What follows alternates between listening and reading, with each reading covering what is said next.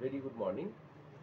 I'm Shumanta Pandit. Ajgire lesson number 1 of West Bengal Government Education System, class 9 standard, chapter number 1, Tales of Bhola Grandpa. প্রথম এক পাতাটি আগে আমি দিয়েছিলাম, সেই এক পাতার পড়াটার পরে দ্বিতীয় নম্বর পাতাটিতে এই ছবিটি ছিল। এবারে আমরা করব হচ্ছে তৃতীয় নম্বর পাতাটা, third page of this book bliss of standard class 9। তাহলে আমরা শুরু করছি সরাসরি। আগে সেরকমভাবেই আগে ইংলিশটা পড়ব, তারপরে আমি বাংলাটা আস্তে আস্তে করে বুঝিয়ে দেবো paragraph wise. Okay, so I am starting now. I remember another funny incident about Bhola Grandpa related by my father. It had been a rainy afternoon. Bhola Grandpa, wild with experiment, told my father and his friends that he had seen a gang of pirates. They were burying a large box under one of the sand dunes on the seashore by our village. At once, father and his friends started looking for the hidden treasure. Evening passed on to night. Moonlight came in through the clouds. A pack of jackals were howling. It was past midnight. At this point of time, Bhola Grandpa confused that there was no real treasure. It was all a dream which he had during his midday nap. এই প্যারাগ্রাফটিতে লেখক যে আগের, আমি একটু আগে থেকে না বললেই নয়, যে আমরা পাতা নাম্বার 1টাতে লাস্ট প্যারাগ্রাফটা কি করেছিলাম না, ভোলা দাদু তার নাতিকে কাঁধে করে চাপিয়ে মেলায় নিয়ে গেছিল। সে ফেরার সময় সে হাত দুটো এরম করেই ধরেছিল, কিন্তু কোনো বাচ্চা তার কাছে ছিল না। তো আশেপাশের লোকেরা তাকে বলল যে তোমার হাতে তুমি কি ধরে রয়েছো, সেখানে তো কিছুই নেই। তখন তেল্লামিল্লি হলো, তারা সবাই মিলে খুঁজলো বাচ্চাটাকে কোথায় পাওয়া গেল না, দ্বিতীয় নম্বর পাতার এই ছবিটিতে দেখো একটা গরুর পেটের তলায় সে আরাম করে বসে আছে, এরকম একটা জায়গায়। তো এরকম একটা অদ্ভুত ভাবে ভোলা দাদুর ভুলে যাওয়ার স্বভাব এবং আন্তাবৃ চিন্তা ভাবনা করার যেরকম স্বভাব, সেই স্বভাবেরই একটা ঘটনা এখানে বলা হয়েছে।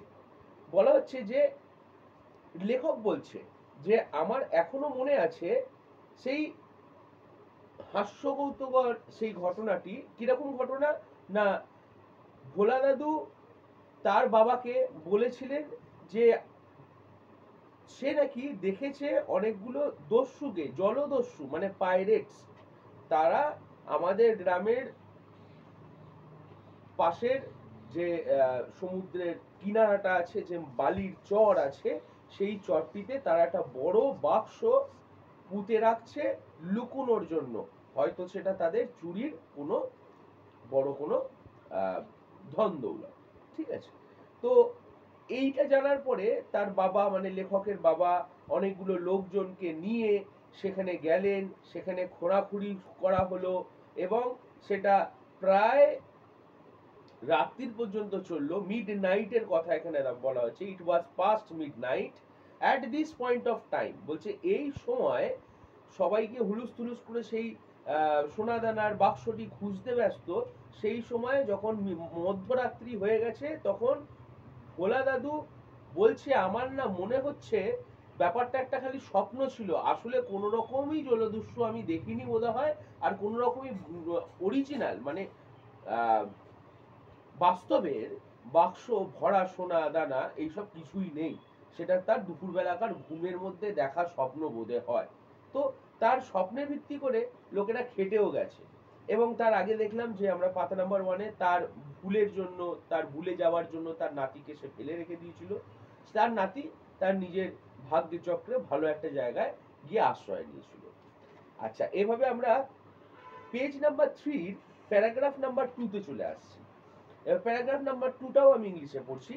Once Bhola Grandpa had a great adventure in the Sundarbans. In those days, Royal Bengal tigers freely roamed the dense jungles of the Sundarbans. People took care to move about only in groups, particularly after sundown. এই প্যারাগ্রাফটা বলছে যে একবারেকার ঘটনা, ভোলা দাদুর একটা খুব ভালো অভিজ্ঞতা হয়েছিল সুন্দরবন জঙ্গলের অভিজ্ঞতা, অ্যাডভেঞ্চার, ঠিক আছে। সেই দিনেকার সময় রয়্যাল বেঙ্গল টাইগার মানে রয়্যাল বেঙ্গল বাঘটি খুব সাধারণভাবেই বিচরণ করত, মানে চলাফেরা করত জঙ্গলের মধ্যে দিয়ে খুব ঘন জঙ্গলের মধ্যে দিয়ে, আর লোকজনেরা খুব সাবধানে থাকতো এটার থেকে। সব থেকে বিষয়টা বলা ভালো যে রোদ্দুর যখন পড়ে আসছে, যখন সন্ধে ঘনিয়ে আসছে, সেই সময় থেকে লোকেরা তো একা কখনো বেরোতোই না, আর যদি বেরোতো খুব মূলত দরকারি কালের জন্যই বেরোতো। তারপরে আমরা রশ্মি এবারে page number 3, third paragraph. One evening Bhola grandpa was returning from the weekly market. Suddenly, at a distance of about 5 yards behind him, he heard the growl of a Royal Bengal tiger. Bhola grandpa turned and found the bright gaze of the tiger on his face. এক সন্ধ্যার সময়, ঠিক যেমন বললাম যে রোদ্দুর পড়ে আসছে, এরকম সন্ধ্যার সময় থেকেই বাঘেরা সুন্দরবন এলাকাতে খুব সাধারণভাবেই বিচরণ করত, ঠিক আছে। এবারে বলা হচ্ছে এই প্যারাগ্রাফটাতে, এক সন্ধ্যার সময় ভোলা গ্র্যান্ডপা তার উইকলি মার্কেট মানে হাট বাজার, যেটা সপ্তাহে একবারই বসতো, হ্যাঁ, এমন আমরা কবিতাতেও পড়ি, হ্যাঁ, যে অমুক দিনের হাট বসেছে, ঠিক আছে। তো that is a kind of a traditional market তারা সেটা বসে কিরকম না, হাট বলা হয়, সেটা একটা পার্টিকুলার সপ্তাহের দিনে বসে ও প্রত্যেক সপ্তাহে সেই দিনটিতেই বসে, এটাকে বলে হাট বাজার। সেরকমই একটা হাট বাজার থেকে ভোলা দাদু ফিরছিলেন, ঠিক আছে। এই সময় কিছু দূর অব্দি যাওয়ার পরে হঠাৎ করে a distance of about 5 yards behind him, তার পিছনে 5 ইয়ার্ড মানে 5 গজ এরকম আনুমানিক ধরতে পারো, 5 গজ দূরত্বে একটা খুব গর্জন শুনলেন। যখন তিনি সেই গর্জনটা শুনলেন আর ফিরে তাকালেন, তার মুখে একটা আলাদাই ছাপ ছিল। সেটা কিসের ছাপ? বলছে Bhola grandpa turned and found the bright gaze of the tiger on his face. তার মুখে যেন তার চোখে মুখে সেই বাঘের গর্জনের ছাপটা সে দেখতে পেল, কেননা সে পিছন ঘুরতেই বাঘটিকে দেখতে পেয়েছিল। কত দূরত্বে দেখতে পেয়েছিল? 5 ইয়ার্ডস মানে 5 গজ। ইয়ার্ড হচ্ছে আমরা যে পিচটা দেখি ক্রিকেট খেলার, সেই ক্রিকেট খেলার পিচের দূরত্বটা আমরা মাপি 22 গজ, এরকম ভাবে ইয়ার্ডস, ঠিক আছে। তারপরে আসছি আমি page number 3 fourth প্যারাগ্রাফে। Bhola grandpa instantly climbed up a nearby banyan tree. The tiger roared and circled the tree about 100 times. Then it settled down under a bush without taking its eyes off him. With rainfall, the forest grew dark and silent. Bhola grandpa could hear the tiger beating his tail on the dry leaves hour past. Fourth paragraphটা বলছে ভোলা দাদু সেই বাঘের মুখটি দেখার পরে পিছন ঘুরে তুরন্ত মানে ইনস্ট্যান্টলি, তক্ষুনি, ঠিক আছে, সে তার পাশে আশেপাশে একটা ব্যানিয়ান ট্রি দেখলো। ব্যানিয়ান ট্রি মানে বট গাছকে বলা হচ্ছে। সেই ব্যানিয়ান ট্রি দেশে তড়িঘড়ি উঠে পড়ে, ঠিক আছে।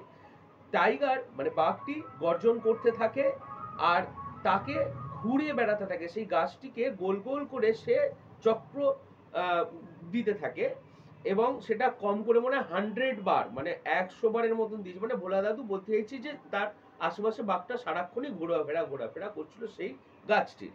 এবং যখন তারপরে সে বাঘটি বসে পড়ে ওয়েট করতে থাকে, ভোলা দাদু অন্ধকার হয়ে যাওয়ার পরেও তার লেজের যে মশা তাড়ানোর জন্য, মাছি তাড়ানোর জন্য জন্তু জানোয়াররা যেরকম লেজ দিয়ে একটু হাওয়া করে, সেই হাওয়া করার সময় মানে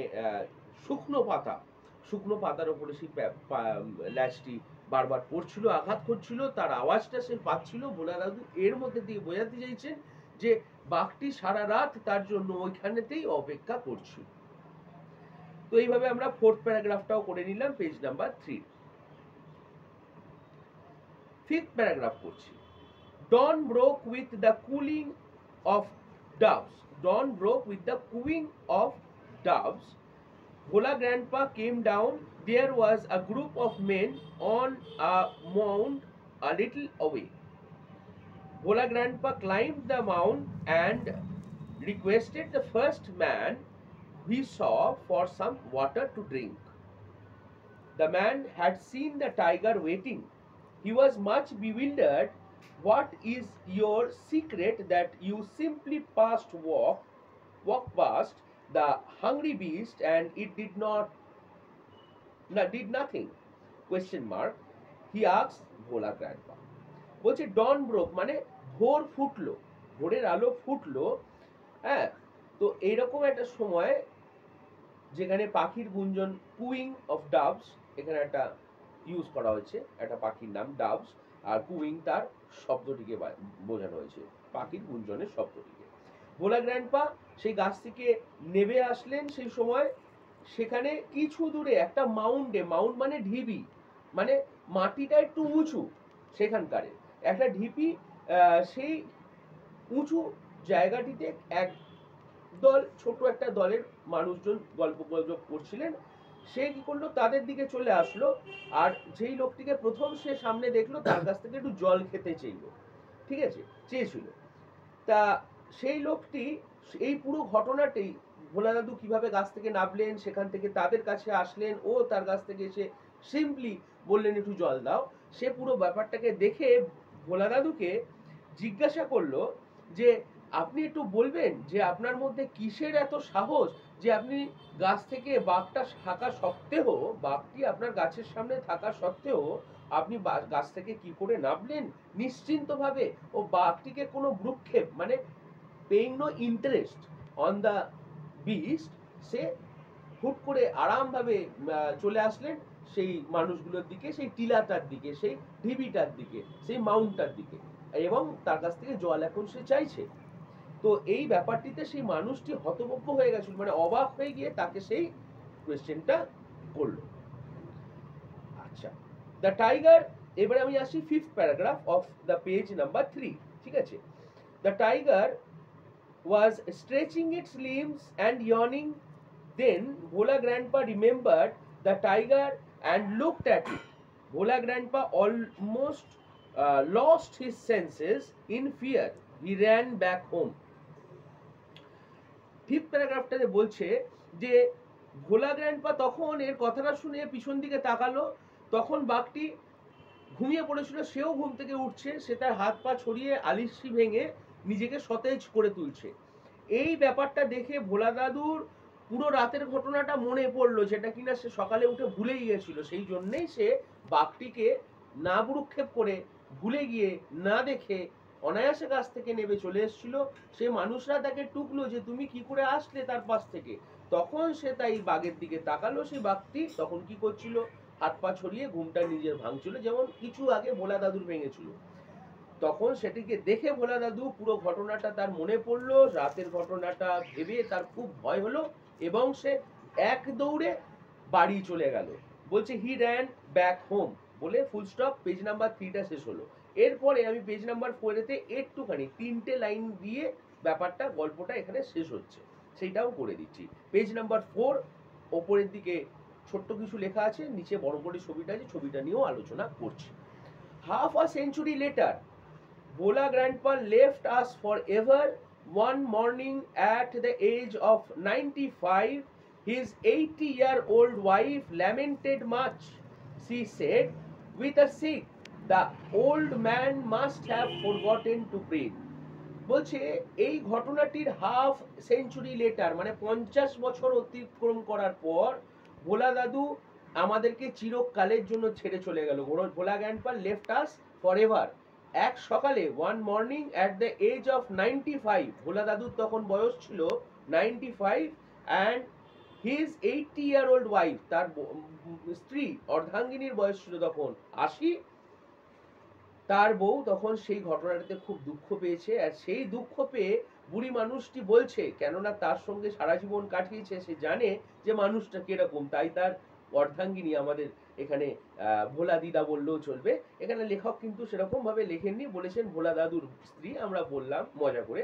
হ্যাঁ, তো ভোলা দাদুর স্ত্রী ওয়াইফ ল্যামেন্টেড উইথ আ সিক, মানে তার হতাশ লাগলো, বলছে মানুষটা হয়তো নিঃশ্বাস নিতে ভুলে গেছে, এই জন্যই হয়তো মরে গেছে। মানে ভোলা দিদার বিশ্বাস সে মানুষটা এরম ভাবে মরতে পারে না, এত মানে সাধারণ আর সাবলীল, যে সে হয়তো নিঃশ্বাস নিতেই ভুলে গেছে, তার জন্যই সে মারা গেছে। এইভাবে আমরা চ্যাপ্টার নাম্বার 1-এর 4th পেজটা কমপ্লিট করলাম।